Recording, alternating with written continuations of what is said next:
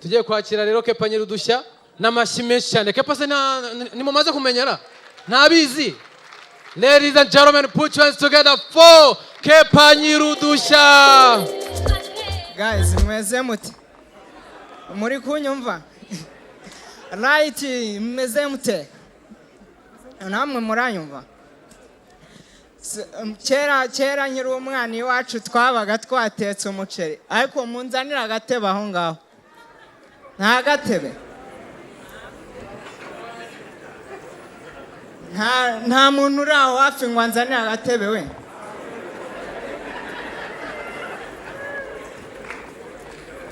Urabona Melissa asigaye afite indwara yo kunshyiraho abantu benshi bataraza.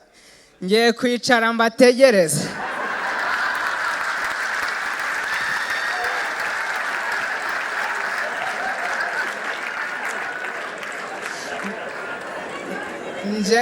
Dore imyanya myinshi igiye ari ubusa, dore nk'aho no muri VIP nta bantu barimo. Mvuye hano nje nisetsa, mvuye hariya kunyara, ariko nagiye nsanga turiya tuboromani hari abantu turusha ubwenge. Kantu ugenda wagira wakora ibyo ukora akagahita kohereza amazi. Zanze hari abantu turusha ubwenge kabisa, ku buryo n'ubwa mbere ntari ntugiyemo, ariko uko ngeze Kigali mbera nshya.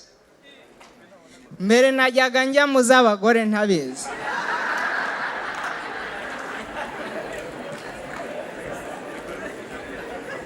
Urabona nari ngiye kuvuga nkiri umwana iwacu babaga batetse umuceri, washoboraga kundeba ugahita ubyibwira.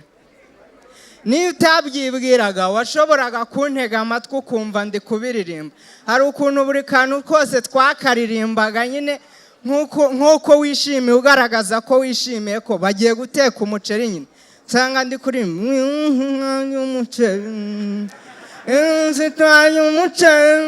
uyu munsi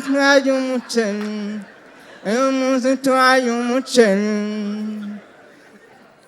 Noneho urabizi twese tukiri abana, hari ukuntu iwanyu bagutumaga kuri butike ukagenda wabihimbiyemo akaririmbo ngo utabyibagirwa. Ibyo bintu byigeze kunkubitisha.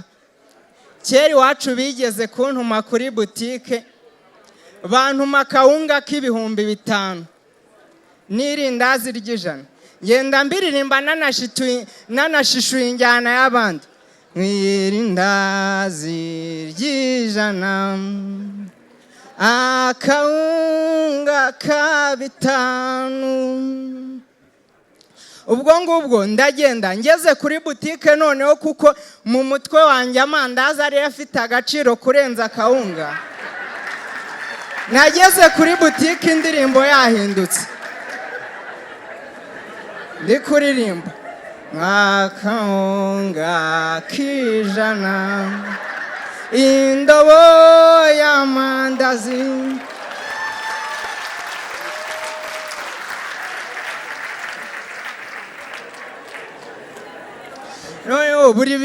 Buri kintu cyose abanyarwanda basigaye bagitekereza mu buryo bwa gisirikare. Kimwe bakagishyira mu buryo bwa gisirikare, ikindi mu buryo bwa gisivili.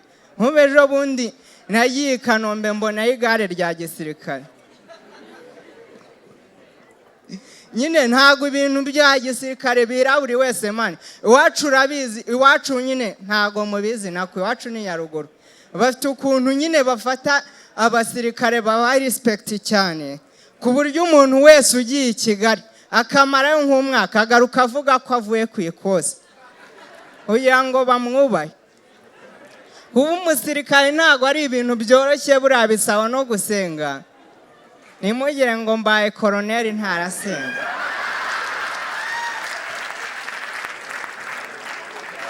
Bisaba no gusenga. Ejo bundi nibwo twagiye gusenga, umugore umwe ajya mu mwuka. Urabizi imyiryo y'abarokore, baba bafite imyiryo abagore b'abarokore.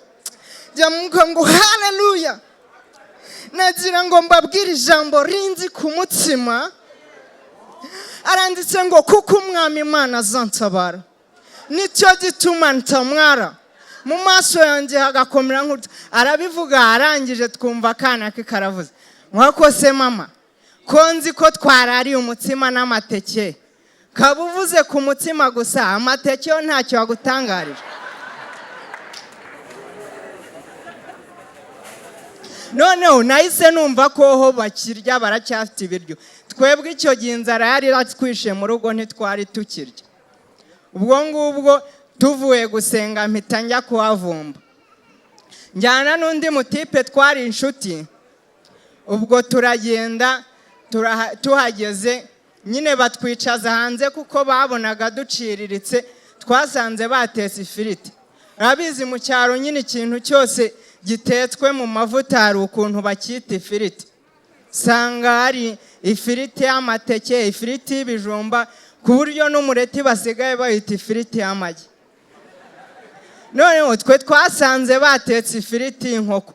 Ubwo twebwe kuko twari duciriritse baduha inyotse y'ibijumba n'igitoki. Ubwo ngubwo noneho twebwe uwo mugore kuko nyine yabonaga duciriritse aduha ifiriti y'ibijumba aduha inyotse y'ibijumba n'igitoki. Ubwo mwaka iparato yo gushyiraho ibishishwa. Ubwo mwatsi iparato yo gushyiraho ibishishwa twumva bwiye umukozi, kubera mu mutwe hari hibereyemo inkoko. Twumva bwiye umukozi ngo niko shangwa abana bazanira iparato bashyireho amagufwa y'ibijumba n'amababa y'igitoki.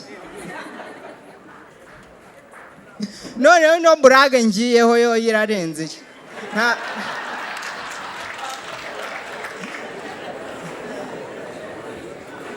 Irakomeye kugira ngo muyumve, saba logique ya dande. Urabizi hari ukuntu nyine abasore tutajya twijena, ku buryo nyine iyo uri umusore wambara inkweto ukagenda ukagaruka ukazikuramo, nejo ukazambara ukagenda ukagaruka ukazikuramo ntugire ikibazo. Ariko iyo ushatse umugore bihita bihinduka. Muba mukiri ku munsi w'ubukwe, muba mukiri mu gihe mukiri abageni nyine, ugasanga ari kubyijojote, akoshera ibi bintu byo kwambara inkweto, uzi ko usigaye unuka ibirenge, wowe wagiye wambara inkweto zifuze, ugahita umwihanganisha ukamukara umuti, humura ejo nzazambara zifuze.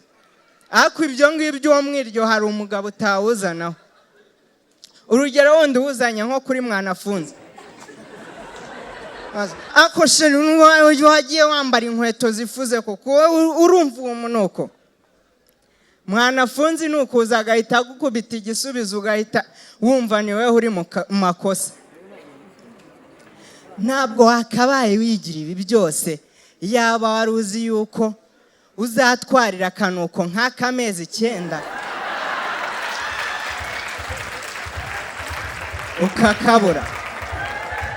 Nibyo wabyumvise neza, akanuko nk'aka uzamara amezi 9 ukifuza ukabure.